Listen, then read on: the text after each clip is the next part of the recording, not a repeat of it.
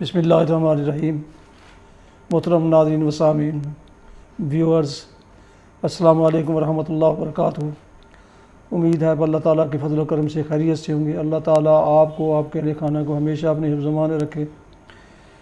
راہ ہدایت و نجات کے سلسلہ کا ولاگ القرآن و حدیث پیش کرنے جا رہا ہوں اپنے یوٹیوب چینل سے۔ اگر آپ نے اسے ابھی تک سبسکرائب نہیں کیا تو برائے کرم سبسکرائب کر کے، لائک کر کے بیل آئیکن کو ضرور پریس کیجیے گا، تاکہ آنے والے ایسے روحانی اور قرآنی ولاگ جو سراسر باعث خیر، باعث برکت اور باعث ثواب ہیں، وہ آپ تک اور دوستوں تک باقاعدہ اور بر وقت پہنچتے رہیں۔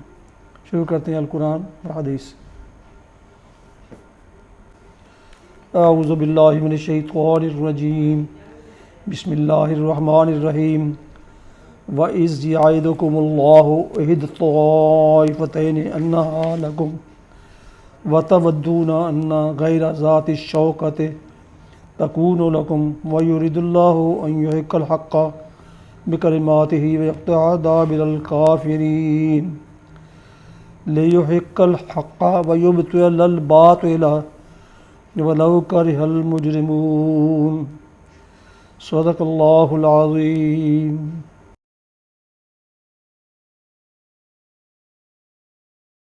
ابھی آپ سورہ الانفال کی آیات مبارکہ 7 اور 8 کی تلاوت سماعت فرما رہے تھے۔ اس کا اردو ترجمہ پیش خدمت ہے۔ وَإِذْ يَعِدُكُمُ اللَّهُ إِحْدَى الطَّائِفَتَيْنِ، یاد کرو وہ موقع جب کہ اللہ تم سے وعدہ کر رہا تھا کہ دونوں گروہوں میں سے ایک تمہیں مل جائے گا۔ تو چاہتے تھے کہ کمزور گروہ تمہیں ملے، مگر اللہ کا ارادہ یہ تھا کہ اپنے ارشادات سے حق کو حق کر دکھانے اور کافروں کی جڑ کاٹ دے، تاکہ حق حق ہو کر رہے اور باطل باطل ہو کر رہ جائے، خواہ مجرموں کو یہ کتنا ہی ناگوار ہو۔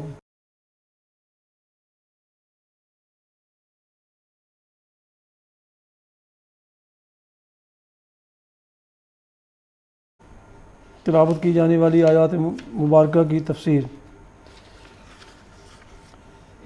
دونوں گروہوں میں سے ایک آپ کو مل جائے گا، یعنی تجارتی قافلہ یا لشکر قریش۔ آپ چاہتے تھے کہ کمزور گروہ آپ کو ملے، یعنی قافلہ جس کے ساتھ صرف 30-40 محافظ تھے، باطل باطل ہو کر رہ جائے، خواہ مجرموں کو یہ کتنا ہی ناگوار ہو۔ اس سے اندازہ ہوا کہ اس وقت فی الواقعہ صورتحال کیا رونما ہو گئی تھی، جیسا کہ ہم نے سورہ کے دیباچہ میں بیان کیا ہے۔ لشکر قریش کے نکل آنے سے دراصل سوال یہ پیدا ہو گیا تھا کہ دعوت اسلامی اور نظام جاہلیت دونوں میں سے کسی کو عرب میں زندہ رہنا ہے۔ اگر مسلمان اس وقت مردانہ وار مقابلہ کرنے کے لیے نہ نکلتے تو اسلام کے لیے زندگی کا کوئی موقع باقی نہ رہتا، بخلاف اس کے مسلمانوں کے نکلنے اور پہلے ہی بھرپور وار میں قریش کی طاقت پر کاری چوٹ لگا دینے سے وہ حالات پیدا ہوئے جن کی بدولت اسلام کو قدم جمانے کا موقع مل گیا، اور پھر اس کے مقابلہ میں نظام جاہلیت پہم شکست کھاتا ہی چلا گیا۔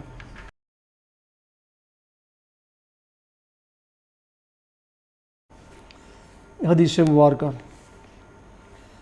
حضرت سہل بن سعد رضی اللہ عنہ سے روایت ہے، رسول اللہ صلی اللہ علیہ وسلم نے فرمایا، اللہ کے راستے میں ایک دن سرحدی محاذ پر پہرا دینا دنیا اور جو کچھ اس پر ہے سے بہتر ہے، اور جنت میں تمہارے کسی ایک کے کوڑے جتنی جگہ کا مل جانا دنیا اور جو کچھ اس پر ہے سے بہتر ہے، اور اللہ کے راستے یعنی جہاد میں ایک شام یا ایک صبح کو چلنا دنیا اور جو کچھ اس پر ہے سے بہتر ہے۔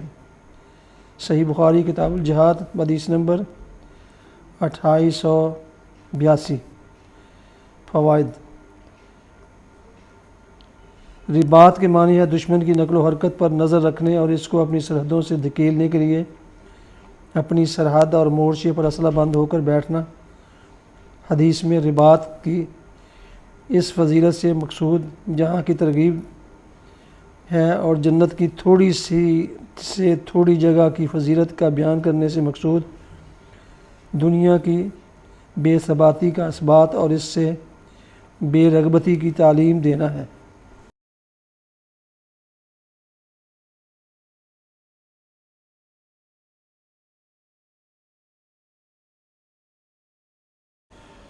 محترم ویورز، یہ تھا آج کا راہ ہدایت و نجات کے سلسلے کا ولاگ القرآن و حدیث، جس میں آج آپ نے سورہ انفال کی آیات مبارکہ 7 اور 8 کی تلاوت، ترجمہ، تفسیر سماعت فرمائی۔ اس کے علاوہ ایک حدیث مبارکہ بھی آپ کی خدمت میں پیش کی گئی۔ اور آج کا ولاگ ختم کرنے سے پہلے گزارش ہے کہ اگر آپ نے ابھی تک میرے یوٹیوب چینل کو سبسکرائب نہیں کیا تو سبسکرائب کر کے بیل آئیکن کو پریس کرنا نہ بھولیں اور دوستوں سے شیئر بھی کر لیں، تاکہ آنے والے ایسے روحانی اور قرآنی ولاگ جو سراسر باعث خیر، باعث برکت اور باعث ثواب ہے، وہ بھی تاکہ وہ بھی اس میں اپنا حصہ پا سکیں اور یہ بر وقت اور باقاعدہ آپ کو اور دوستوں کو پہنچتا رہے۔ اللہ تعالیٰ آپ کا حامی و ناصر ہو۔ اللہ تعالیٰ آپ کو، آپ کے اہل خانہ کو ہمیشہ اپنے زمان میں رکھے، آمین۔ اپنا بہت خیال رکھیے گا۔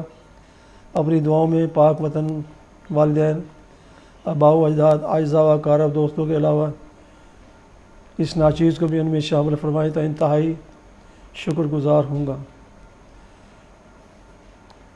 آج کا ولاگ اس دعا پر ختم کرتے ہیں کہ آپ اور آپ کے اہل خانہ جہاں بھی رہیں خوش رہیں، شاد باد رہیں۔